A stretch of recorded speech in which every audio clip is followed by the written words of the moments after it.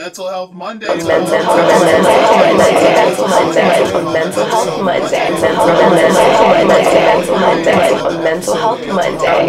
Or why don't we acknowledge what I have going on? Because that's, after I leave this session, that's what I'm going back to. Right, you're going right back into it. You're stuck up every day, and it's one thing that I tell when I do trainings and conversation in the community around racial equity or social justice. Like, I'm a black male therapist, but I'm still a black man at the end of the day. So every day when I walk outside or step outside, right, my family still worries. What's racial equity?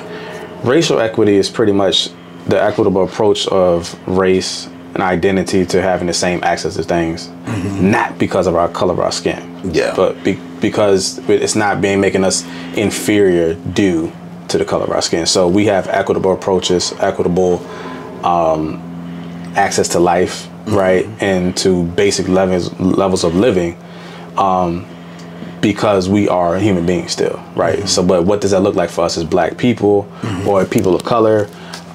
We have to make it equitable to make sense for us. And when we talk about equity, it's not the same as equality.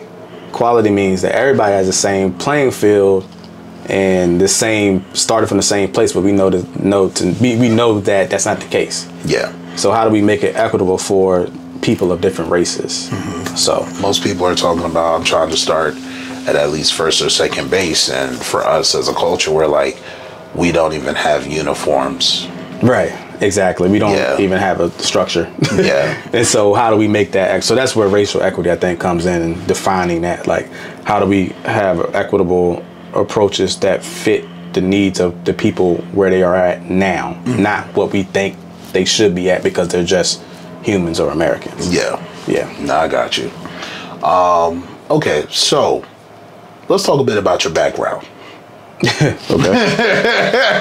All right. Jump right in. You have a thorough background when it came to emergencies of the SI nature, which stands for suicidal ideations. Yes. Right?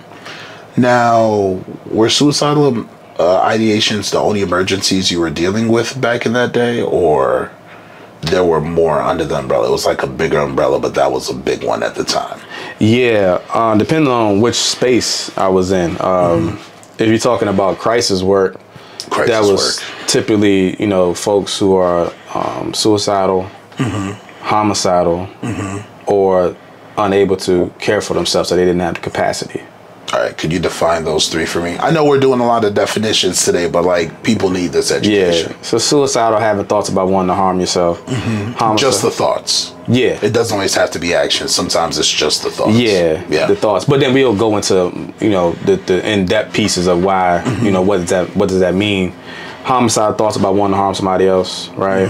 And then capacity, which is like, at this point, maybe you don't have capacity to take care of yourself, and you're suffering mentally due to an illness, or maybe sometimes a health condition where you're not able to pretty much practice your activities of daily living. Would that count as someone who's breaking down and they become almost comatose-like state from the mental burden? Yes. Yeah, it could be like that sometimes. Okay. Yeah. So that was we was doing assessments and doing that for like 3.5 years to see if that person, met criteria for inpatient hospitalization for psychiatric care, or if they needed a lower level of care, which have been crisis stabilization or outpatient treatment, regular therapy services. That was one thing, and then working inpatient for quite some time, for two years prior to that.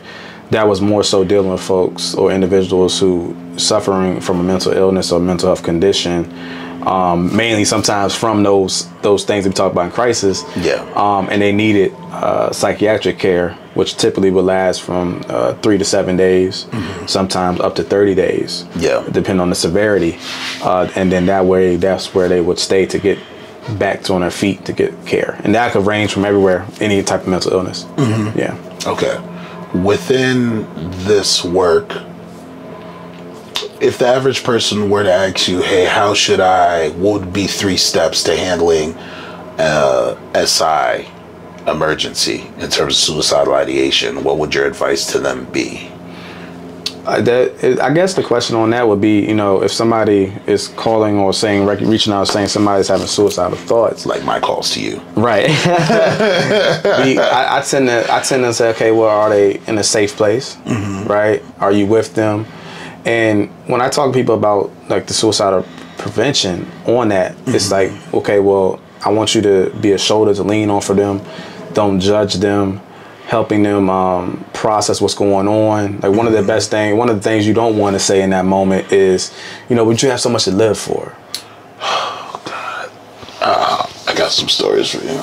Yeah, keep going. Yeah, you have so much to live for, because in that moment, you know, that's not helpful, right? Because right now I don't feel like living. You know, and this is why. And so, you know, just being supportive, like I'm here for you. I'm here. You want to talk, or here what you want to, you know, what do you need to do? Of course, I don't want to make people into like assessors in those spaces, but also I kind of just making sure, like, do you got a plan? You know, do you really intend on what's happening? How can I do to help you? What do you need? Do you have a therapist? Can we get you there? Is it something where you want to talk to somebody that's not me? Let's say you set up with a crisis call.